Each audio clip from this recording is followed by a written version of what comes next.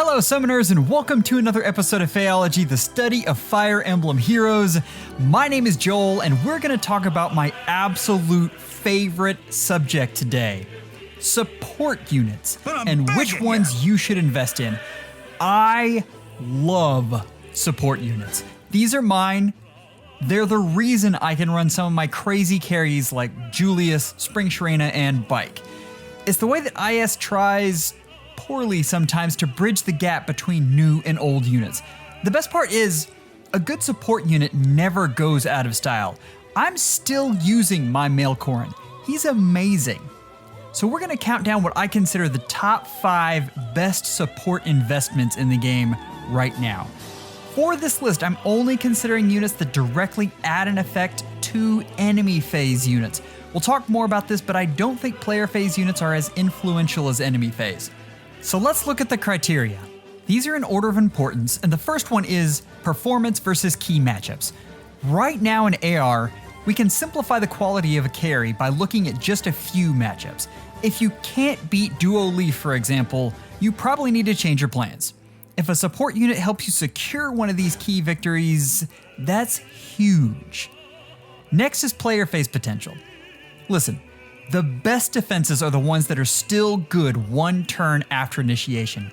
They get every unit that survived in your face and ready to take advantage of the slightest misplay. Being able to dispatch the leftovers is a huge deal. Units that can accomplish this are more valuable. The last is bulk, and this is a nice to have, but soaking chills and being able to absorb damage while you're retrieving pots is an incredible luxury. And for tanks that aren't named Brave Hector, it's an absolute necessity. You can get other units to do it, but it's nice if you can have the whole package in one support. It should be simple, right? So let's look at our first unit. Number 5. Summoners, Gatekeeper is weird. Super Obstruct is mostly useless. Warp Suppression can be very helpful, especially if you suffer from Wings of Mercy shenanigans, but it's not game-breaking. Now, getting attack speed +5 to most squares on the map, that is pretty incredible. And if you're trying to use 2 supports for anything but a save huddle, it's tough to get them into position unless you're Gatekeeper. So let's look at a case study. Now, I want you to notice how weird the placement is here. This is what I'm talking about with ease of placement. Just a side note, if you're wondering about his warp suppression, just click the unit and his range is the warp suppressed area. So with Bridal Catria being so prevalent in the meta, we could see a rise in Gatekeeper's value. But what I'm talking about here is a speed threshold, and right now I think Speed Heart is what represents that. I know I might get some argument on that, but if you can't double Speed Heart, then you need to look for some form of quick riposte. And if you're an infantry unit, you need that B slot for something else. It's clear here that without Gatekeeper, you don't kill Speed Heart. And leaving a unit around like that, you're either opening yourself up for Wings of Mercy or getting simply overpowered by too many units that stayed alive the next turn. Gatekeeper is one of the few reliable ways to get a second support to help out your carry, and that's not a small thing. So let's take a step back.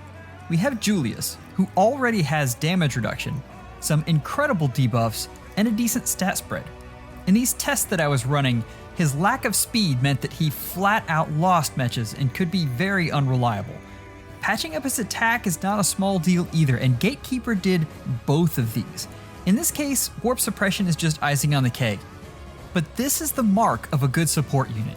This is taking a unit that is on the fringe and pushing them over into reliability and sometimes excellence.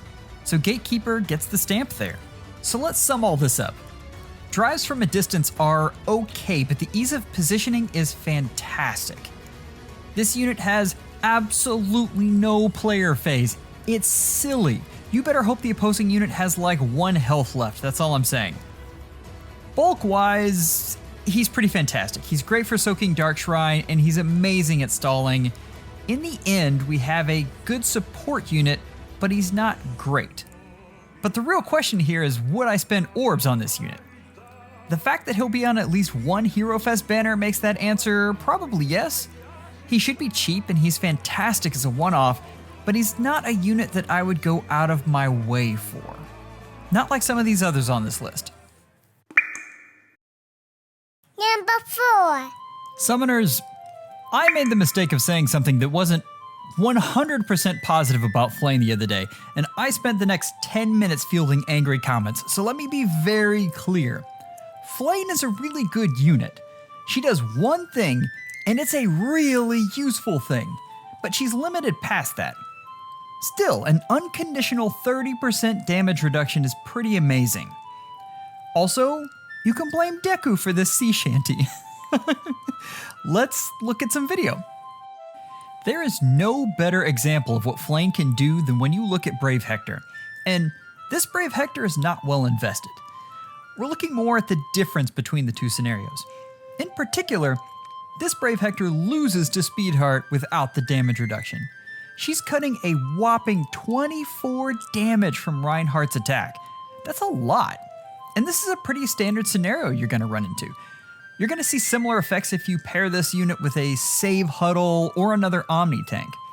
In my experience though, the biggest problem with tanking is securing kills. If you leave a unit alive, they'll either get danced, you'll experience Wings of Mercy. We've been over this with Gatekeeper, you've heard this spiel. Still, 24 points of damage reduction is a lot, and you have to be alive to deal damage. Okay, so let's summarize. We've gone over it. Flayn does one thing really well, blah, blah, blah, blah. Love it. She doesn't have much of a player phase though, and that can make things tough on following turns. Razzle Dazzle is always good for chip damage, so at least you have that. Also, she's a flyer with a ranged weapon, which can be great to get pots, but yeah. As far as chill soaking and stalling, just look somewhere else. Like that is a disaster waiting to happen. The big question is, of course, would I summon for this unit right now? And that's complicated. I mean, if a banner came up right this second, I might say yes. But by the time she comes back around, I'm guessing that you'll have better things to do with your orbs. And the support units as of late have been fantastic. The only reason Niffle isn't on here is because she only reduces the first hit. Niffle is amazing on defense though. But back to Flayn. If you have or free summon a Flayn, should you use her? 100% yes, definitely. You will not be disappointed. But let's talk about a little different flavor of support unit. Number 3. Summoners, we're getting into some of my very favorite units, but if I included availability in the criteria, this unit wouldn't make the list. There just aren't that many in the wild, but giving indiscriminate special acceleration is a game changer for a lot of units. But it wasn't especially impactful until Farsave came along. Savior units are such a big part of the meta, and this is an excellent partner. But let's go watch a match, and all you Hilda stands, shush. Just bask in the glory for a second. Now, a cav line is the easiest example to show, and I mean Henriette takes care of most range cavalry threats, but being able to equip Aether that she'll be able to proc in most combats. You've got an incredibly bulky unit with a fighter skill that ignores debuffs, special acceleration, and healing for sustainability. Like, this is an amazing pairing. But that's not the real magic of Velouria. Hold on, let's take a step back. Duo Leaf goes down. That always makes me happy every single time. Anyway, the real magic of Velouria is that she can handle a lot of the melee threats in the meta right now, including Legendary Sigurd and most variants of Brave Erica. And, poor Henriette. Yeah, that Reinhardt was too much. Okay, so you've seen this glorious victory. It's important to note that this is not Speedheart. Speedheart just absolutely destroys Henriette, doesn't matter who she's paired with. So this is more the vanilla variety, but still it shows what exactly the pairing between the two can do. And in particular, that special proc on every turn, at a minimum, is fantastic. It really takes Henriette up to the next level by adding, well, we've talked about it, survivability and damage. Those are two huge, huge deals, and so many far save armors need this unit. Just not Ascendant Fjorm. But anyway, it would be much better to show a match versus Legendary Sigurd here, but it's just harder to compare apples to apples that way. These results do extend to a lot of defenses though, and the ability of Velouria to be both a support and a carry makes the teams incredibly malleable. So let's sum this up. What we have here is a unit that enhances survivability and damage. Check. As far as the player phase, she can hold her own. I'd rather have a ranged unit after initiation, and I probably should have put one more level in here because she really can do a lot on the player phase. But yeah. On the bulk side, if you add enough merges, she could possibly soak Light Shrine. She's just not great. She is excellent at stalling, mostly because of her speed. Overall, she's powerful, she's useful in a lot of cases in the current meta, but should you summon for her? My short answer here is going to be yes, but it has a caveat. Christmas is when things change in Fae. Remember how dominant Isolation was a year ago, and then Odd Recovery came along. If IS doesn't nerf Savior units, then she'll be an excellent pickup, but her support capabilities are really limited to Savior units. Because they're such a huge part of the meta right now, I have her over Hilda. But that could change, and Hilda's also a very good unit. Number 2. Summoners. This is my new favorite toy. This is an amazing unit. The fact that Domain of Flame's damage enhancement is additive, which means if you have 2 Múspells, you get a 60% bump. That's ridiculous. Then on top of that, you get a drive attack defense +4. This unit is amazing and is exactly what I'm talking about with securing kills. You think of Ascendant Fjorm and Bike, especially Bike. Both of these units need a boost to make sure that they kill some of the bulkier units so that they don't sit around. But enough of me yapping, let's take a look at how he performs. Summoners, Duo Leaf is the unit that single-handedly erased Brave Ike. He ushered in a new era of nukes that had an insane amount of bulk and, of course, Fatal Smoke. If he doesn't take a unit out, he usually leaves room for other units to step in, and if he lives, you can't heal. And, oh, we're watching the matchup now. I mean, you can clearly see, like, Bike without Múspell doesn't do it. Bike with Múspell does. It makes me feel so good. You guys know I'm a Bike fan, right? I mean, being able to use the unit again is huge. Anyway, look at the damage difference here. We're talking about a swing of 25 points. That's enormous. And getting Dual Leaf off the board is an absolute necessity. As far as other scenarios, you can stick this unit in any save huddle and you're going to get results. There is an interesting argument to be made about the need for sky-high attack, and it has some merit.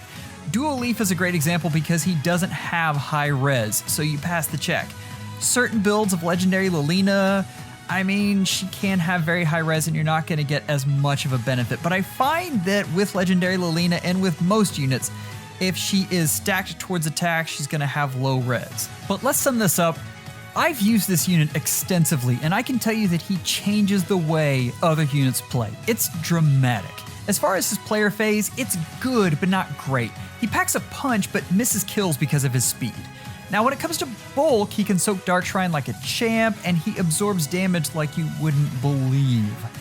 Of course, the question is, should you summon on this unit? And my answer is absolutely. You saw Bike take out Duo Leaf, right? Just imagine what this unit does with a Gen 6 carry. But next, let's talk about our honorable mentions. Tonight's honorable mentions. Summoners, I'm not going to spend much time on these, but listen, they are all fantastic units. The thing is, they all basically do one thing: help you get more actions.